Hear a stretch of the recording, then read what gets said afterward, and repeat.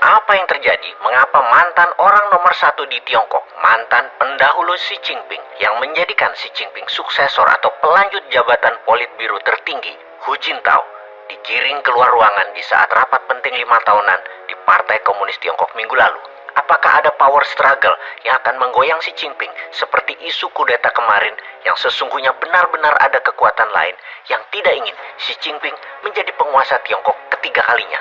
Apakah ada kekuatan pro-demokrasi yang menentang pemerintahan otoritarian Xi Jinping? Atau ada yang tidak suka dan membangun kekuatan untuk menggagalkan rencana Xi Jinping untuk bisa selamanya memimpin Tiongkok? Kita kembali perhatikan apa yang video pertontonkan di mana Hu Jintao tidak diizinkan untuk melihat map merah yang berada di depan mejanya oleh petinggi yang berada di sisi kirinya. Pejabat tersebut, Li Jiangshu, yang merupakan anggota elit Politbiro Tiongkok, terlihat menarik map merah tersebut. Kemudian, Li Jiangshu memiringkan kepalanya dan membisikkan sesuatu ke Hu Jintao sambil menjauhkan map merah tersebut. Li agaknya tidak mengizinkan Hu Jintao untuk melihat dan membaca map tersebut. Tak lama kemudian, Xi Jinping menatap jauh ke ajudannya dan membisikkan, memerintahkan sesuatu. Tak lama kemudian, ajudan Xi Jinping berdiskusi singkat kepada Hu Jintao yang diangkat tangan kanan Hu Jintao untuk digiring, dibawa keluar. Dan sangat terlihat sekali, Hu Jintao tidak mau dibawa keluar. Ada sedikit perlawanan. Ketika mantan presiden Tiongkok tersebut berjalan melewati Xi Jinping dan berupaya berbicara, Xi Jinping hanya mengangguk dan tetap menatap ke depan ke peserta kongres. Kemudian Hu Jintao menepuk pundak Perdana Menteri Tiongkok, Li Keqiang, yang duduk di samping Xi Jinping.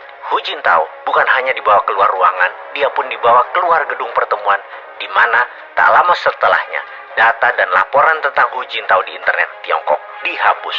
Bukan hanya nama Hu Jintao, nama putra Hu Jintao yang juga politikus dihilangkan dari semua data internet di Tiongkok. Sekali lagi, inilah power struggle terbaru di Tiongkok yang mencerminkan apa? Dengan dikeluarkannya Hu Jintao dari Kongres Partai Komunis Tiongkok, kesimpulan awalnya adalah berakhirlah era Deng Xiaoping dan mulailah era New Mao. Xi Jinping dalam 2 tahun terakhir ini melakukan banyak tindakan represif, mulai menunjukkan karakter aslinya, siapa dirinya sebenarnya, lebih keras lagi dibandingkan awal-awal dirinya menjabat yang membantai banyak koruptor yang sesungguhnya membantai lawan politiknya yang memang terbukti korupsi.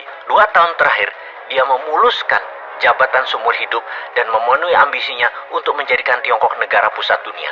Maka 2.000 anggota Politbiro yang hadir di Kongres Partai Komunis Tiongkok yang mengendalikan 69 juta anggotanya, yang mengendalikan 1,4 miliar penduduk Tiongkok, harus satu suara taat buta pada Xi Jinping. Dan kali ini bahkan tidak ada pejabat wanita di jabatan tertinggi Politbiro. Dengan tindakan represif, kuncinya adalah partai memegang kendali ekonomi Tiongkok dengan pihak swasta besar dipartai-komuniskan kepemilikan sebagian saham hingga sebagian besar kepemilikan sahamnya dimiliki Partai Komunis. Bahkan seorang Jack Ma pun sampai terdiam dimiskinkan karena menantang Xi Jinping.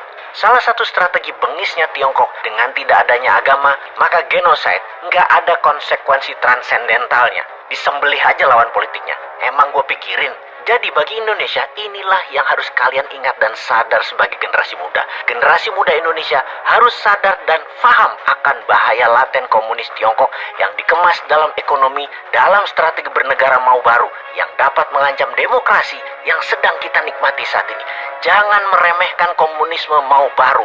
Jangan remehkan otoritarian penguasa mutlak tanpa oposisi.